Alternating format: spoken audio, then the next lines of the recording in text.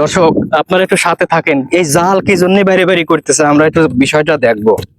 কি কারণে এই জাল রে এরকম বাইরে নিয়ে বেড়েছে, তুলো ধুনা করে ফেলাচ্ছে, দেখছেন নাকি? দেখান তো। আসসালামু আলাইকুম ভাই। ভাই 1 মিনিট একটু কথা বলেন, ভিডিও হচ্ছে, সমস্যা আছে? মানে এই এই যে জাল আপনারা বাইরেছেন, এর রহস্য কি? একটু দূরে যান, আমাদের দেখান। এর রহস্য হইলে যে এই জালটা ময়লা ধরছে, জি, এটা পরিষ্কার করতে হইবে। এটা আমরা ধুইছি, ধোয়ার পর রোদ দিছি, রোদ দেওয়ার পরে এখন মানে এটারে মানে পিটাইতেছি। এটা ময়লাটা মানে গুঁড়ো গুঁড়ো হয়ে সব মানে মানে এই জালের সাথে ময়লা শক্ত হয়ে থাকে না? ভাই একটু জালটা ধরেন তো। একদম জাল ফ্রেশ হয়ে গেছে। মানে জালের সাথে ময়লা, এই যে এই যে এই যে এই যে। এই ভাই একটু দেখেন তো মোবাইলটা। মানে মাটি না, এটা মাটি না, মাটি ওটা না কাদা। এটা কাদা, এক প্রকার কাদা। এটা শক্ত হয়ে সিমেন্টের মতো জালের সাথে আছে, যে কারণে আমরা দূর থেকে মানে মনে করেন কারণ কি যে জাল রে ল্যাপের মতো এরকম বাইরেনের কারণ কি? যাই হোক, আপনাদের বোঝাতে পারছে হয়তো, ভাইরা কাজ করেন, আমরা একটু দেখি। এই দেখেন, এই যে এই জালটা আপনারা দেখেন, এই জালটা, এটা এটা এই সমুদ্র থেকে মাছ ধরছে। মাছ ধরার পরে এই জালটাকে ওরা এই যে এইভাবে আমাদের ফরিদপুরের ভাষায় বলে নাড়িয়ে দিছে, মানে শুকাইতে দিছে।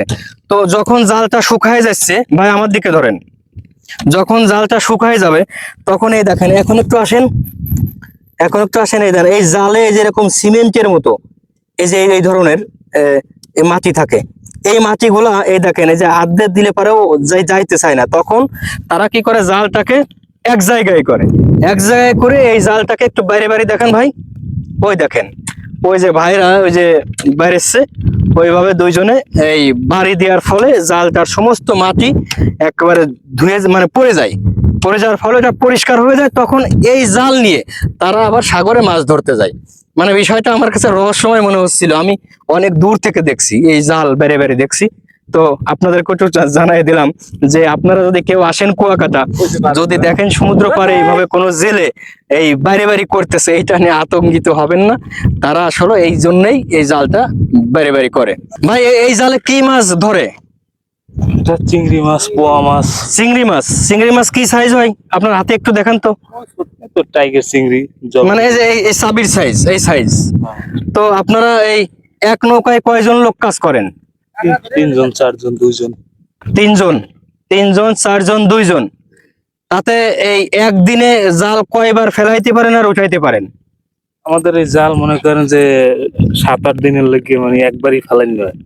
ওই জায়গায় থাকে, আমরা প্রতি বাটায় জোয়ারে যাই, গনে হাতাইয়ে চলে আসি মাছ নিয়ে। এরপর যখন আমাদের গুণ শেষ হয়ে যায় 7-8 দিন পর, ওই টিমে আমরা জাল নিয়ে আসি। এই 7-8 দিনই আবার এই জালে মানে ময়লা ধরে। এই পরে মানে এটা এইভাবে পরিষ্কার করা লাগে। এই পরিষ্কার করা হয়ে গেছে 2-1 দিন পরেই আমরা মনে করেন যে জাল সাগরে ফেলাবো। আমাদের নৌকা, জি জি জি, ওই নৌকাটা একটু দেখান তো ভাই। এই যে এই নৌকা, এই নৌকা এখন ডাঙ্গায় রাখছে, এইটা চাকার মাধ্যমে এটা সাগরে নামাই দেবে। তো এই নৌকা দিয়েই আর কি ওনারা এই জাল রে নামাই নিয়ে যায়। এবং ভাই এদিকে একটু আসেন,